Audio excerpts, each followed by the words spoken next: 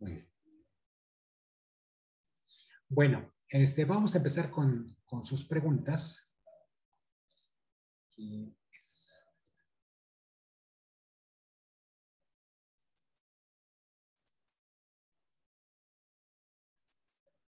ya.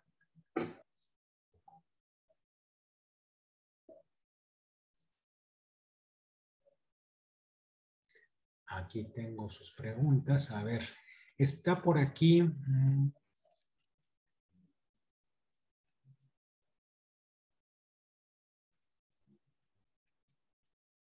Alma Cristal Hernández Mondragón. Sí, profe, aquí estoy. Sí, ¿me puedes decir tu pregunta, por favor? Sí, muchas gracias. Buenos días. Yo tengo unas preguntas con relación a al juicio de amparo, perdón, al juicio de amparo, al juicio político, Sí. que eh, leyendo un poco y en esta eh, premisa de cuántas son las facultades que tiene el Estado, todo un poder, digamos, para perseguir, en este caso, por algún delito cometido a un servidor público, y sabiendo también que son y Congreso una vez realizadas, o que pudiese usar un ciudadano fallas graves en el debido proceso previo a su juicio o que se consideraron durante su juicio, pero que como ha sucedido en algunos casos, cualquier parecido con la realidad es mera coincidencia, Sí. que hayan sido graves, pero no se toman en cuenta y de todos modos llevan a una resolución que ya una vez que el Congreso eh, ya no se puede sacar. Y bueno, tengo otras, pero esa es la que más me hizo pensar. Gracias. Correcto. Pero concretamente, ¿qué me estás preguntando? Que si existe algún recurso al que pueda apelar un ciudadano en caso de que requiera probar un hecho que no fue considerado o que hubieran fallas en el proceso. En materia de juicio político te estás refiriendo, ¿no? Sí, así es. Bueno, déjame contarte que nuestra tarima constitucional, donde reposa el artículo 100, es el artículo 110 de la Carta Magna, el cual te pido que tengas a la vista. El artículo 110 regula los supuestos relativos al juicio político. Si tú lo puedes examinar, por lo menos en la primera fracción, por lo menos en la primera fracción del 110, habla de determinados funcionarios que son susceptibles político, por un lado. Ajá. Entonces, preguntar con relación a lo que tú me estás cuestionando, ¿a qué ciudadano te refieres? ¿A estos ciudadanos a los que señala el artículo Sí, sí, sí, a un servidor 110? público o bien se encuentre en funciones o bien lo haya sido durante el año previo a que se inicie su juicio. Bueno, ellos tienen que, hay otra cosa, esta tarima constitucional tiene como ley secundaria la denominada Ley Federal de Responsabilidades Administrativas de los Servidores Públicos. Es una legislación que está por cambiarse, de hecho no se ha logrado cambiar y se está en vías de hacerlo. Fíjate, esta ley en 1982. Entonces, regula diversas hipótesis para la procedencia del juicio político y únicamente establece en términos muy tenues el derecho de defensa, porque, por un lado, la sección instructora, que es parte dentro de la Cámara de Diputados de llevar a cabo la instrucción precisamente de este juicio, de este proceso de índole político, debe de establecer todas las diligencias que haya lugar a realizar y evidentemente tiene que concederle un mínimo elemental derecho de defensa al funcionario o al servidor público que desgraciadamente tenga que enfrentar estos embates. déjame decirte otra cosa también muy importante que se relaciona incluso con una cuestión. Alejandro Espinales, le pido que...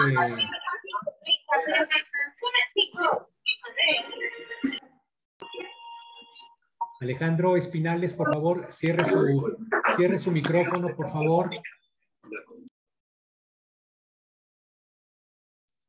Cierren su micrófono, por favor, porque me distraen y también distraen a los demás compañeros.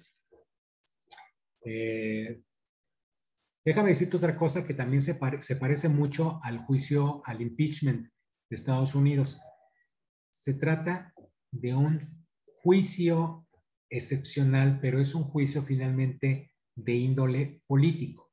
¿A qué me refiero con esto? Me refiero principalmente a que efectivamente hay diversos cánones jurídicos, hay procesos, hay un procedimiento que está irregulado, pero en el fondo, lo que subyace es un enjuiciamiento de carácter político en contra de determinados funcionarios. En el caso del impeachment, por muy pulcro que sea este proceso político en Estados Unidos, que incluso cuenta con la presidencia del Chief Justice, del presidente de la Corte que preside la Cámara de Acusación. En México no tenemos esa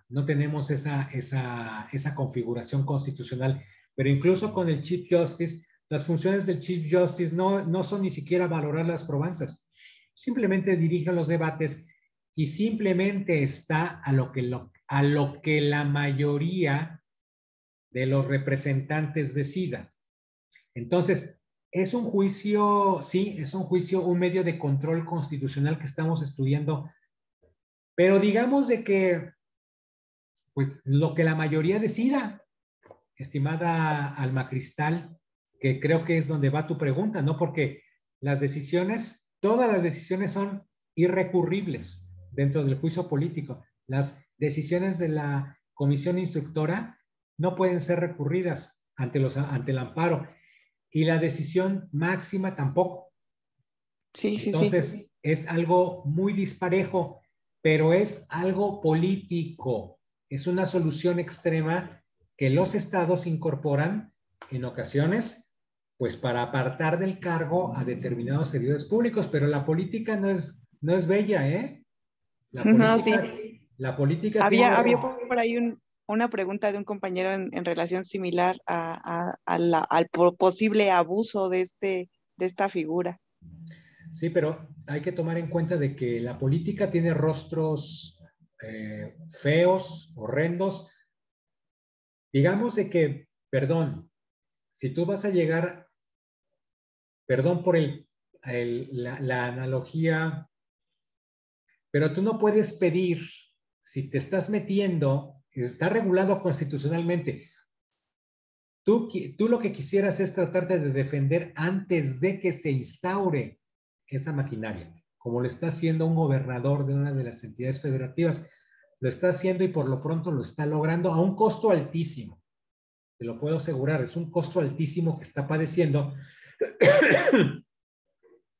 Yo no sé en qué termine eso. Hay una controversia constitucional depositada ante la Suprema Corte de Justicia, donde están discutiendo la interpretación de una de estas normativas constitucionales.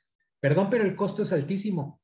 Si es un proceso horrendo, porque a partir de ahí, es otra hipótesis, no es el juicio político, a partir de ahí, si le quitan esa protección, esa inmunidad constitucional, lo van a enfrentar, lo van a encerrar, seguramente. Pero es un Muchas actor gracias. político con muchas características especiales. Entonces, por ahí va mi respuesta. ¿Qué recursos tiene el ciudadano? Bueno, si fuera un pobre ciudadano, pues tendría por lo menos el derecho de defensa.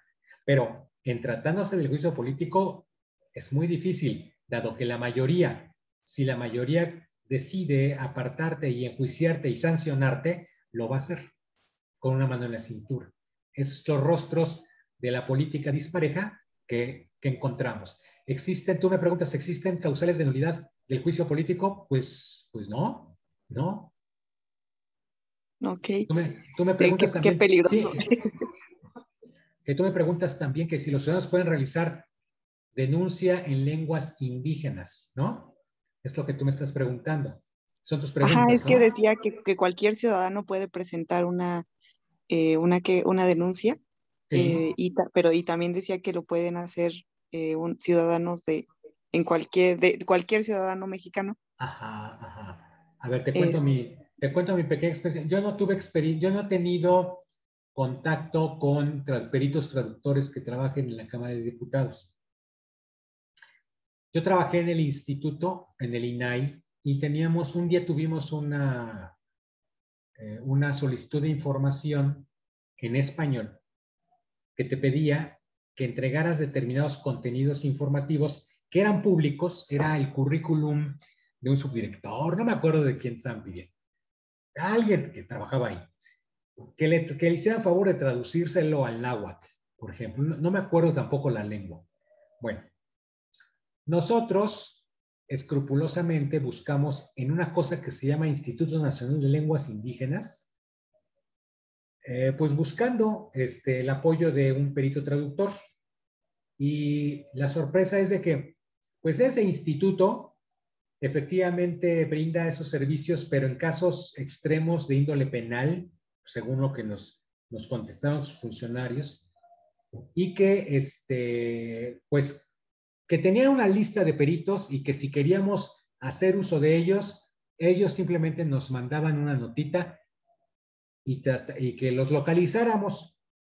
La mayoría de ellos buenas personas. No recuerdo en qué terminó ese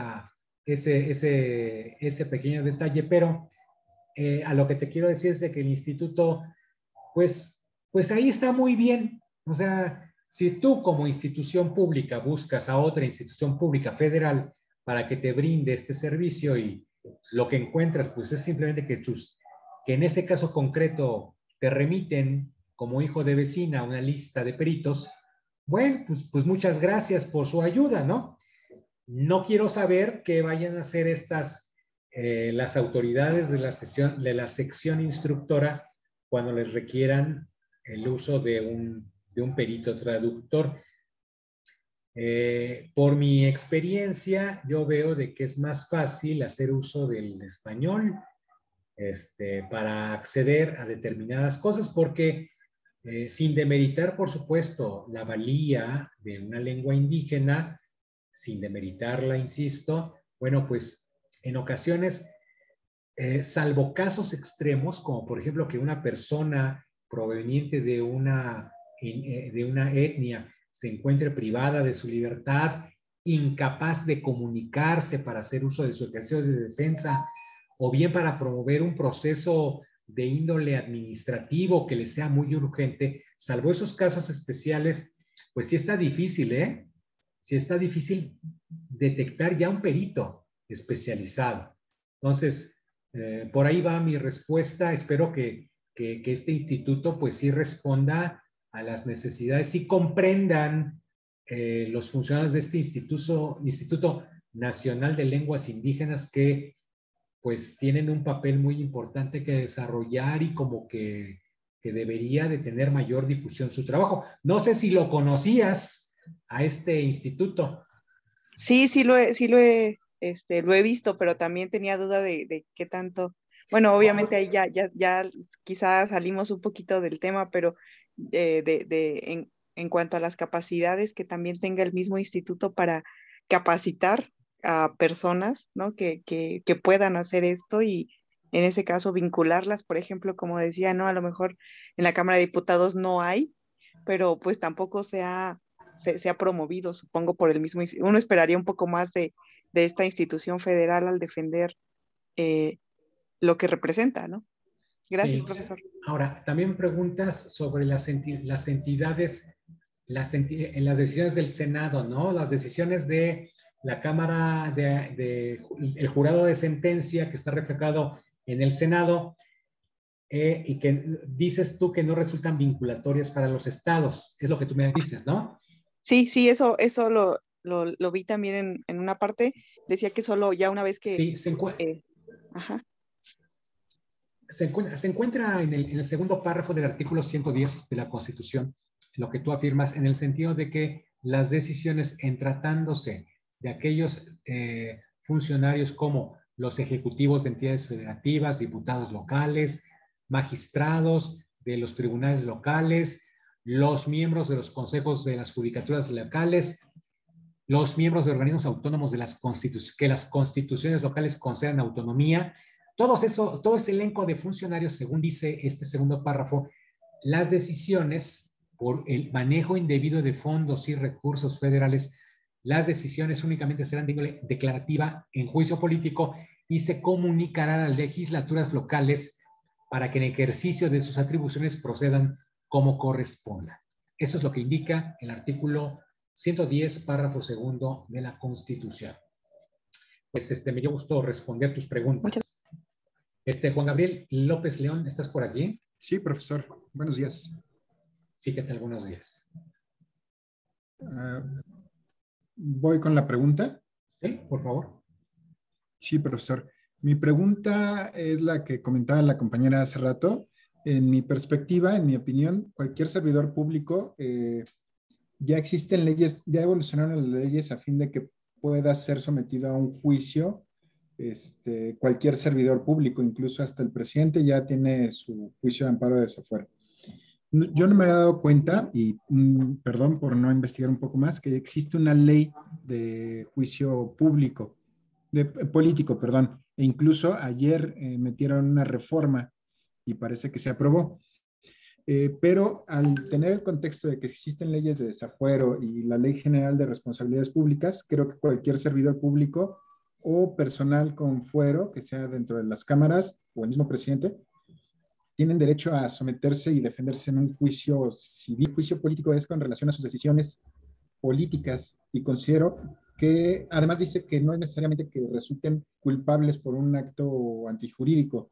Entonces, en mi opinión, creo que este juicio político podría caer en un acto de discriminación en contra de los derechos humanos. Mi pregunta es, me gustaría saber su opinión al respecto, si cree que pudiera caer en un acto de discriminación por la forma de pensar o por su forma de ver la política que está ejerciendo. Mira, te quiero aclarar una cosa. Efectivamente, esta semana se aprobó por parte, me parece que por parte de la Cámara de Diputados, y en las próximas semanas será por parte de los senadores la ley de juicio político y declaración de procedencia, que va a sustituir, que va a abrogar, en definitiva, esta Ley Federal de Responsabilidades de los Servidores Públicos de 1982. Tome en cuenta de que actualmente esta ley ya es, lo único que opera de esa ley es esto, porque con motivo de la aparición de la Ley General de Responsabilidades Administrativas, en otras materias se aplica para los servidores públicos comunes y corrientes, pero en materia de juicio político todavía existe, todavía se aplica o se ha aplicado esta Ley Federal de Responsabilidades. ¿Por qué te digo esto? Porque la propia Ley Federal de Responsabilidades en materia del juicio político te dice, fíjate, es procedente, el artículo 6, el juicio político cuando los actos o omisiones de los servidores públicos a que se refiere el artículo anterior, es decir, a los que se refiere el artículo 110 de la Constitución, cuando los actos redunden en perjuicio de los intereses públicos fundamentales o de su buen despacho. Y luego te dice, artículo 7, redundan en perjuicio de los intereses públicos fundamentales y de su buen despacho. 1. El ataque a las instituciones democráticas. 2. El ataque a la forma de gobierno republicano representativo federal. 3. Las violaciones a los derechos humanos. 4. El ataque a la libertad de sufragio. 5. La usurpación de atribuciones. 6. Cualquier infracción a la Constitución o a las leyes federales cuando cause perjuicios graves a la federación, a uno o varios estados de la misma sociedad o motive algún trastorno en el funcionamiento normal de las instituciones.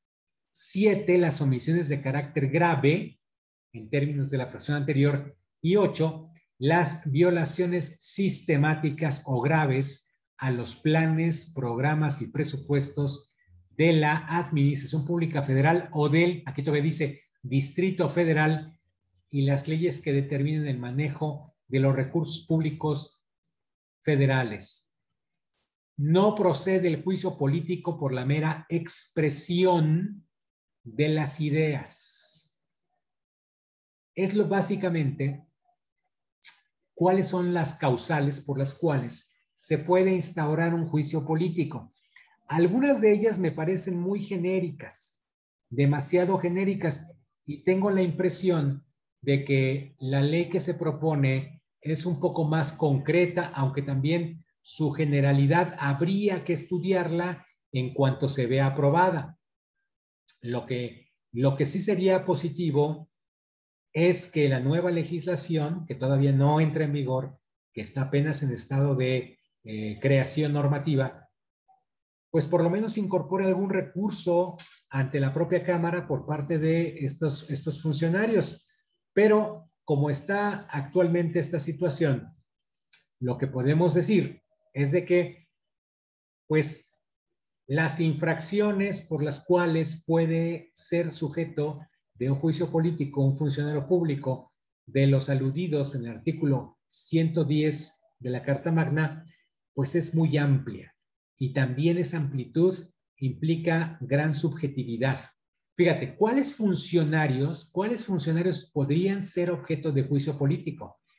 Fíjate, senadores y diputados, ministros de la Corte, consejeros de la Judicatura Federal, secretarios de despacho, fiscal general de la República, magistrados de circuito y jueces de distrito, todos los consejeros del Instituto Nacional Electoral, todos los magistrados del Tribunal Electoral y los integrantes de los órganos constitucionales autónomos.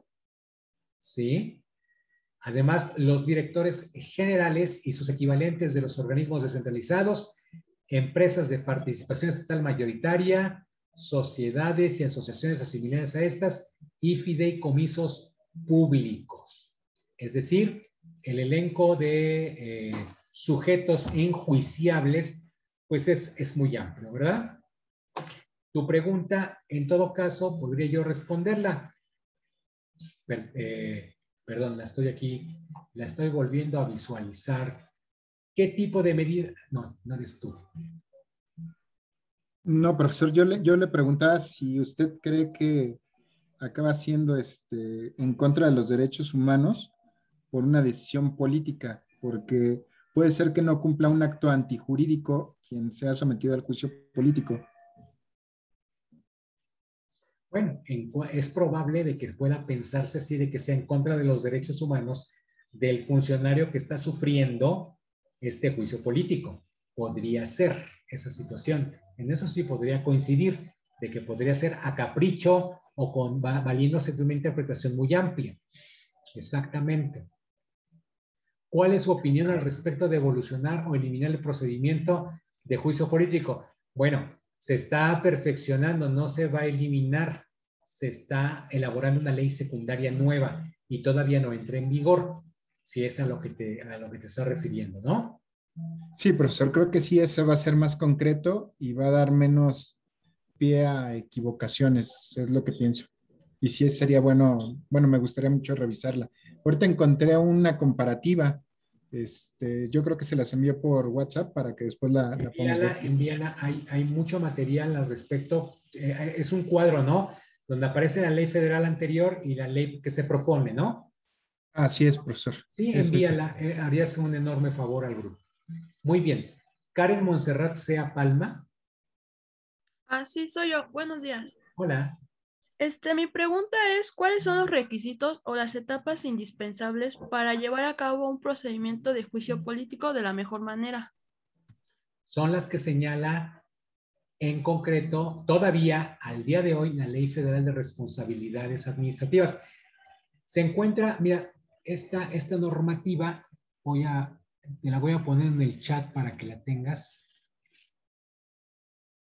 No, a ver, déjame ver. Creo que nada más puedes enviar. A ver, déjame enviártela.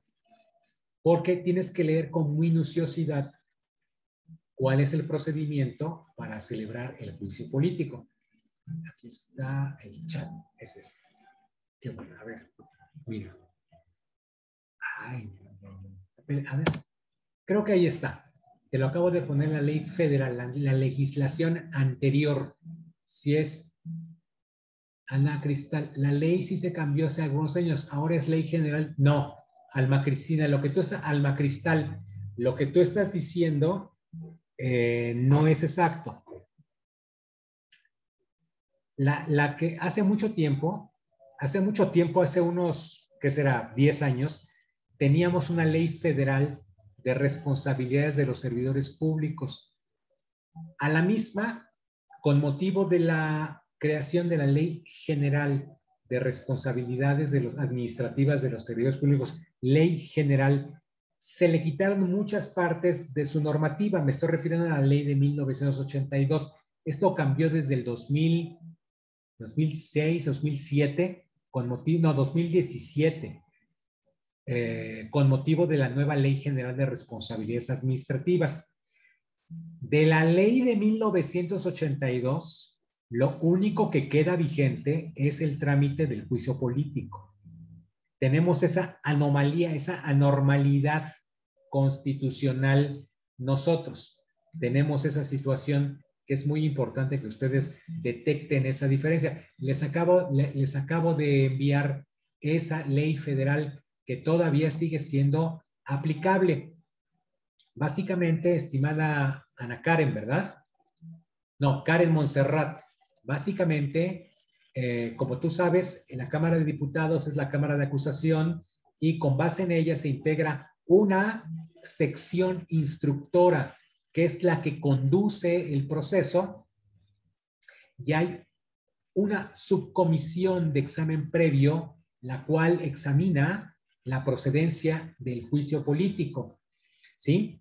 Viene una fase de desahogo de pruebas y viene una fase para erigirse, para que la Cámara de Diputados se erija en órgano de acusación, ¿sí? Hay que examinar, por favor, esta situación, este procedimiento que está desarrollándose dentro de esta propia ley, porque al final tiene cabal sentido la intervención de la Cámara de Senadores como Cámara de Acusación. Entonces son algunos artículos nada más que describen el procedimiento en el juicio político, estimada Karen. Sí, profesor, gracias. De nada. A ver, vamos a ver más sobre el juicio político. Ah, no, ya creo que ya no tengo más de juicio político. Ahora vámonos en 20 minutitos, vámonos a la materia electoral. Y aquí me hace una pregunta Jorge Eduardo Benítez. ¿Cuál es tu pregunta? Sí, profesor, permítame un momento. Va relacionada con respecto a el principio del per saltum, de salto de instancias. Sí. Ok. Este se puede utilizar como medio para aceptar el principio de definitividad o únicamente es utilizado por las mermas al derecho tutelado. Y también bien. en específico, ¿a qué le nombran mermas? ¿A qué le nombran mermas al derecho tutelado? A ver, te lo voy a responder así. En la clase de 8 a 9 me hicieron una pregunta sobre actos jurídicos carentes de fundamentación. Era una pregunta muy inteligente de una de mis alumnas. Generalmente las mujeres, las damas hacen preguntas muy inteligentes, o por lo menos mis alumnas hacen preguntas muy inteligentes. Y también detecté tu inteligente pregunta relacionada con esta institución per saltum o salto de instancias y reflexioné que hay una equiparación en el juicio de amparo con esta instancia per saltum, porque los actos carentes de fundamentación le permiten al gobernado literalmente saltarse los medios ordinarios de defensa y acudir directamente al amparo. evitar caer en estos medios, romper con el principio de definitividad, el cual dice de que para que tú puedas instaurar, en este caso, el juicio de amparo, tienes que agotar los medios ordinarios de defensa. En materia electoral, como bien sabes, no existe proceso de amparo. Existe un juicio para la protección de los derechos políticos electorales del ciudadano. Fíjate bien, y aquí también estoy respondiendo, por ahí hay otra pregunta sobre las causales de improcedencia. Aquí la tarima normativa se denomina Ley General del Sistema de Medios de Impugnación en materia electoral. Esa es la tarima normativa con la cual ahora vamos. Particularmente en el artículo 10 de esta legislación, de la Ley del Sistema de Medios de Impugnación en materia electoral, se regulan causales de improcedencia. En particular, la preceptuada en el inciso D. ¿Tienes a la vista esa normativa, estimado alumno? No, lo que pasa es que traigo el celular, profesor. Bueno, no importa. No importa porque ahora te voy a compartir mi pantalla, te voy a convidar para que veas que close. Déjame compartir share screen. Aquí los vamos a poner, estimados alumnos. No es tan amable. ¿Estás viendo mi pantalla? Sí, ya, profesor, de la improcedencia y del sobreseimiento. Sí, improcedencia y sobreseimiento. A ver si está bien, si está a buen tamaño, ¿verdad? Si lo puedes ver. Obséquiame la lectura de artículo 10, inciso 1, fracción D, por favor. Inciso D. Aquí lo tienes a la vista. Ok, es artículo 10. Los medios de impugnación previstos en esta ley serán improcedentes en los siguientes casos. Me dijo el inciso D, ¿verdad? Por favor. Cuando no se hayan agotado las instancias previas establecidas por las leyes federales o locales o por las normas internas de los partidos políticos, según corresponda, para combatir los actos o resoluciones electorales o las determinaciones de estos últimos, en virtud de las cuales se pudieran haber modificado, revocado o anulado, salvo que se considere que los actos o resoluciones del partido político violen derechos político-electorales o los órganos partidistas competentes no estuvieran integrados e instalados con antelación a los hechos litigiosos o dichos órganos incurran en violaciones graves de procedimiento que dejen sin defensa al quejoso. Exactamente. Fíjate, aquí te está estableciendo el principio de definitividad en materia electoral. La pregunta que tú haces, ¿cómo opera el per saltum? El per saltum opera en tratándose de, en particular, aquellos juicios, por ejemplo, el de revisión constitucional en materia electoral, que tiene que ver con los derechos intrapartidistas de los militantes de agrupaciones o de organismos, en donde se les exija mayores formalidades para la defensa de sus derechos, donde virtualmente la normativa de los partidos políticos es muy amplia, es enorme, habría que revisar sus estatutos, sus mecanismos de defensa.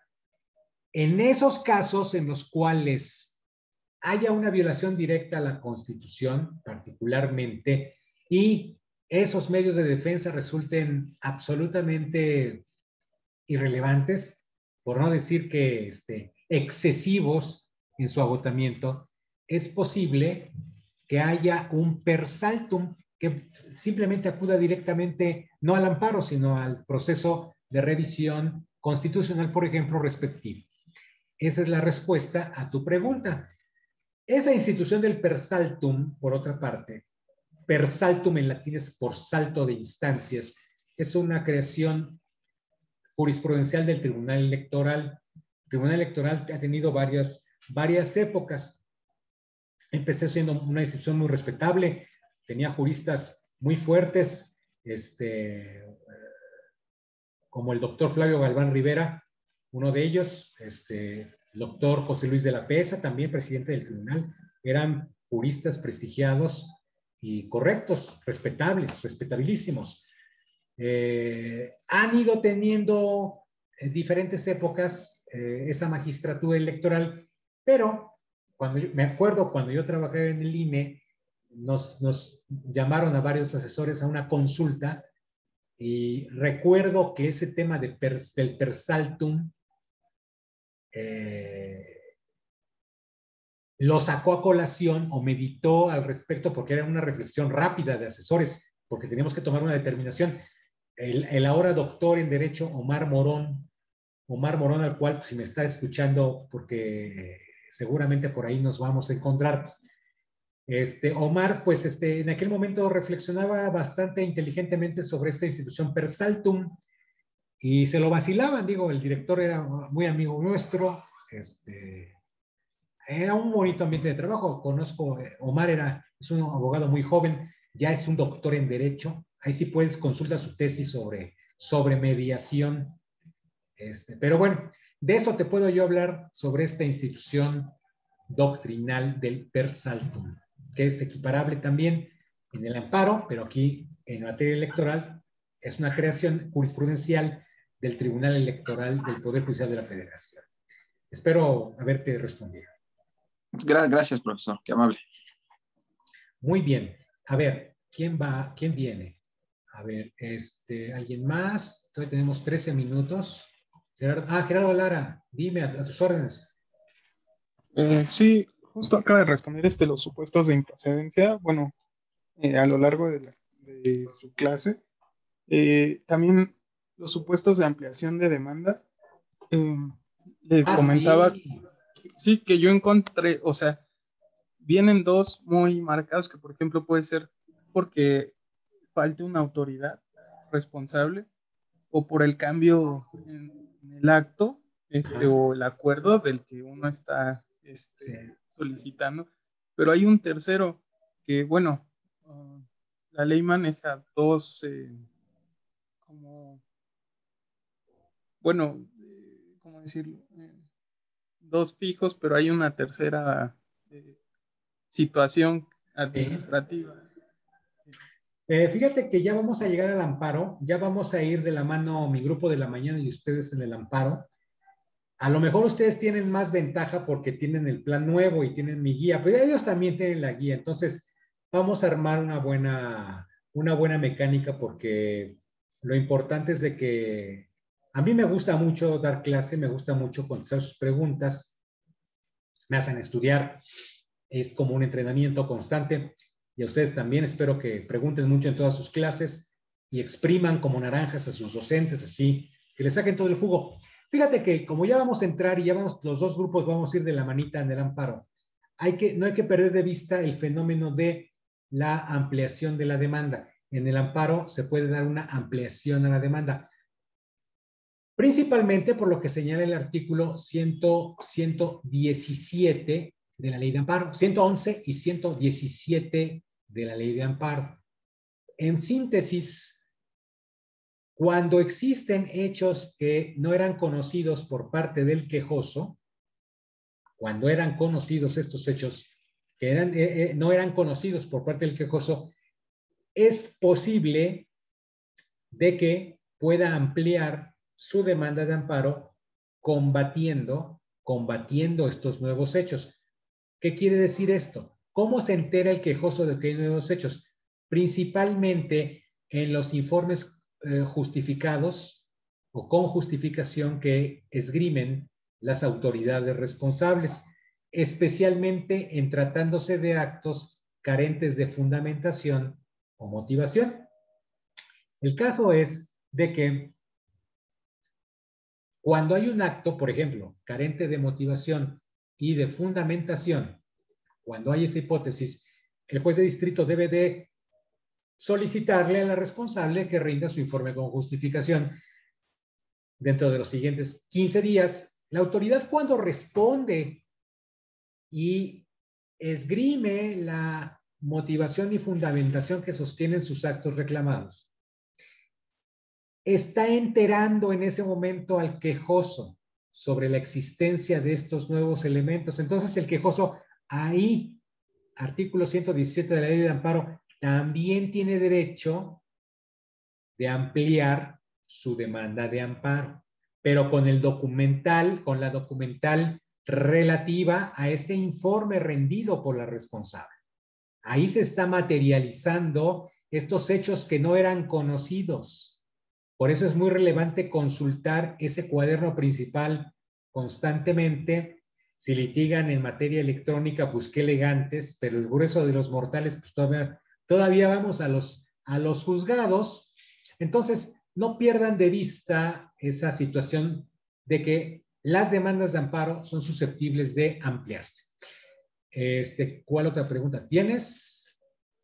Sí, también, pues personal más a usted, porque considero que se sobreexplota o se abusa del juicio de amparo, que algunos ya le dicen recurso, para un montón de situaciones, cualquier cosa que surja que determine el gobierno, se amparan. Y por ejemplo, actualmente con el COVID, las vacunas para menores de edad también está yendo al alta, proliferando este tipo de amparos. Bueno, nosotros en el despacho en el que laboro ya presentamos uno para Coahuila, pero igual, o sea, se utiliza a cada rato, apenas sucede algo y ya vuelan montones de amparos. ¿Con qué abogado trabajas o en qué despacho trabajas? Con el ex magistrado Anastasio Cortés. Ah, Anastasio Cortés. Lo conozco de nombre. Sé quién es. Qué bueno que litigues. Ahí tienes un maestrazo de amparo. O sea, yo soy ¿quién soy yo? Pero bueno, me lo saludas al señor ex magistrado. Sí, el grueso de la población piensa que se abusa del amparo. Hay algunos casos muy pobres de que hay abogados que venden por el alcoholímetro suspensiones a 3,000 o 4,000 pesos, pero pues bueno, eso es México de hoy. Yo pienso de que pues, es un medio de control constitucional muy importante que debe de fortalecerse y que tenemos que utilizarlo frecuentemente. Bueno, por favor, vamos a concluir con Brenda Paz. ¿Quién es Brenda Paz?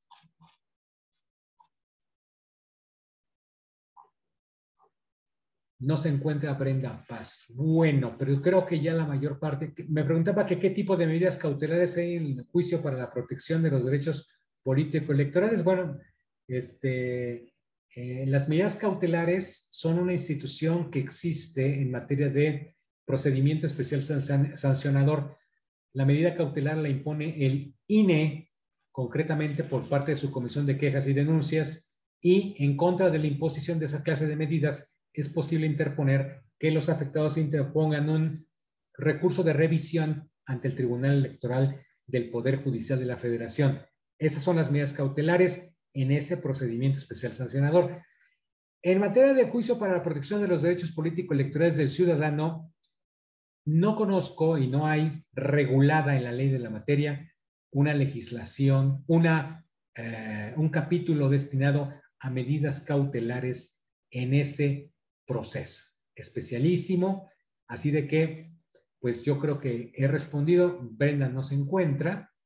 Y si no tendrán alguna otra pregunta, estimados alumnos.